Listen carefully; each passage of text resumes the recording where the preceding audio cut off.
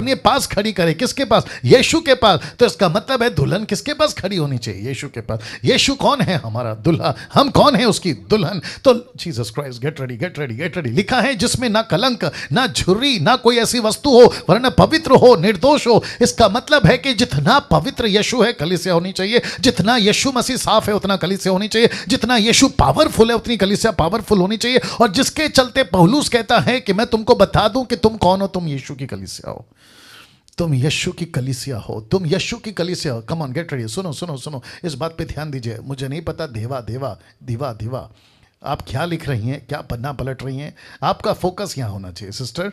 आपको पीडीएफ में सब मिलेगा, लेकिन ये जो पंच लाइन दे रहा हूँ ना, अगर आप लिखते बैठोगे तो दिक्कत हो जाएगी। प्लीज़, बहुत मेहनत के साथ आप लोग के पास आता हूँ। वाह, लिसन लिसन लिसन। किस ओके, अलग तरीके से आता हूँ। ऐसे सोचिए कि आप किसी कपल्स मतलब किसी मैरिज फंक्शन में गए, क्या कहते हैं उसको, शादी का पार्टी जिसको कहते हैं, अभी अभी शादी हुई है और आप वहाँ पर गए, रिसेप्शन, याद आ गया, रिसेप्शन। आपको कैसे लगेगा कि दूल्हा एकदम टिप टॉप मजबूत हाई फाई कपड़ा सूट बूट के साथ में, और उसकी दुल्हन फटे कपड़े, बदसूरत, मतलब बहुत गंदी, कैसा लगेगा? प्लीज बताइए। आप सबसे पहले जाते ही किसको पकड़ोगे? आप जाते ही उस दुल्हे को पकड़ोगे। तूने किसको खड़ा कर लिया बगल में? तूने किसको पास में खड़ा कर लिया? इसलिए पौलुस कहता है उसे कैसी तेजस्वी कलीसिया बनाकर, जरा शब्द पे ध्यान दीजिए, लिखा है अपने पास खड़ी करे, अपने साथ खड़ी करे। किसके? यीशु के पास खड़ी करे। कैसी कलीसिया? लिखा है न कलंक हो, न झुर्री हो, न कोई वस्तु पवित्र वस्तु हो, वरन पवित्र हो और निर्दोष हो। इसका मतलब है, कम ऑन गेट रेडी, क्या करूं क्या करूं, सुनो सुनो सुनो सुनो। यीशु को कैसे बताऊं? तैयार हैं आप लोग? इसको ले लो, इसको ले लो। व्यवस्था कहती है कलीसिया को, तू तब तक पवित्र नहीं है जब तक तू खुद कुछ नहीं करती।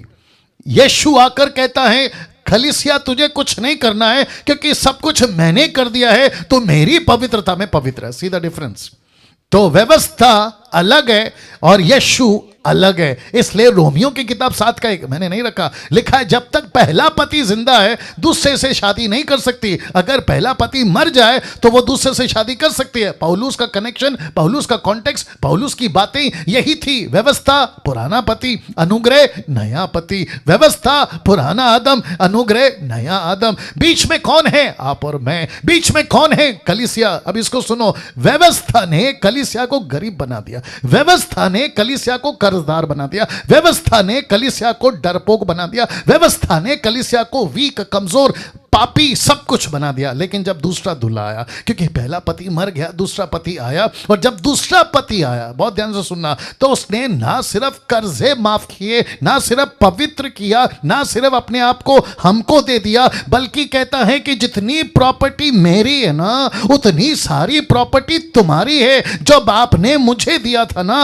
वो सब मैं तुम्हें दे रहा हूं। और उसी के चलते, बहुत ध्यान से सुनना, एक ऐसा कल्चर है, जब लड़की शादी करती है तो उसके पति का नाम आता है और पिता का नाम चला जाता है। तो वो अंगूठी पहनती है, तो कोई सहेली पूछती है ये अंगूठी का मतलब क्या है, तो कहती मेरी शादी हो गई। तो इसका मतलब क्या है? कहता है जो पति का मेरा हो गया। माय गुडनेस, जो पति का है वो मेरा हो गया। तो यीशु का दास जिसका नाम है पौलुस, कहता है ऐसी तेजस्वी कलीसिया बनाकर अपने पास खड़ी करे, जिसके साथ लिखा है यीशु के पास खड़ी करे, और लिखा है कलंक नहीं होगा, झुर्री नहीं होगी, कोई वस्तु नहीं होगी, बल्कि पवित्र होगी, निर्दोष होगी, और साथ ही साथ ऐसी पावरफुल होगी। देख लो देख लो देख लो, ऐसी पावरफुल होगी कि शत्रु उसके पांव के नीचे होगा, शैतान उसके पांव के नीचे होगा। इसका मतलब क्या है? यीशु मसीह क्या बनाना चाहता है कलीसिया को? पावरफुल। यीशु कलीसिया को क्या बनाना चाहता है? तगड़ा। यीशु क्या बनाना चाहता है? हिम्मत वाला। यीशु क्या बनाना चाहता है? ऐसी शक्तिशाली कलीसिया, पृथ्वी पे जागृत घूमती फिरती। जैसा यीशु था वैसा कलीसिया पृथ्वी पर घूमना चाहिए। वाह। अब इसको देखिए, इसको देखिए, इसको देखिए, इसको देखिए। 2 कुरिन्थियों 11 का 2 लिखा है क्योंकि मैं तुम्हारे विषय में ईश्वरीय धुन। किसके विषय में? कलीसिया।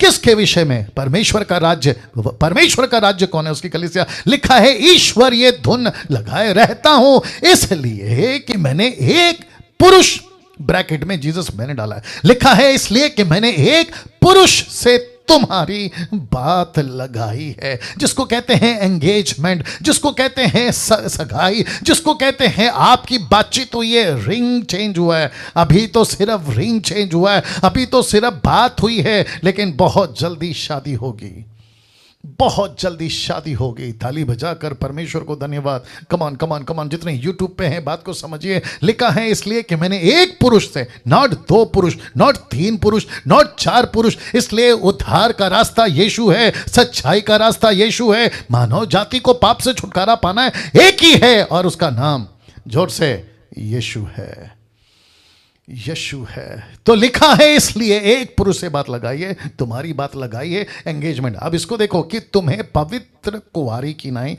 मसीह को सौंप दूं। किसकी नाई? पवित्र कुंवारी की नाई। तो कलीसिया क्या है? यीशु की कुंवारी। कलीसिया क्या है? यीशु जिससे शादी करने वाला है। कलीसिया का राज्य, परमेश्वर का राज्य मतलब कलीसिया, कलीसिया यीशु मसीह की किंगडम, यीशु की कैबिनेट। समझ में आ गया? तो लिखा है कि उसे पवित्र कुंवारी की नाई मसीह को सौंप दूं। क्यों?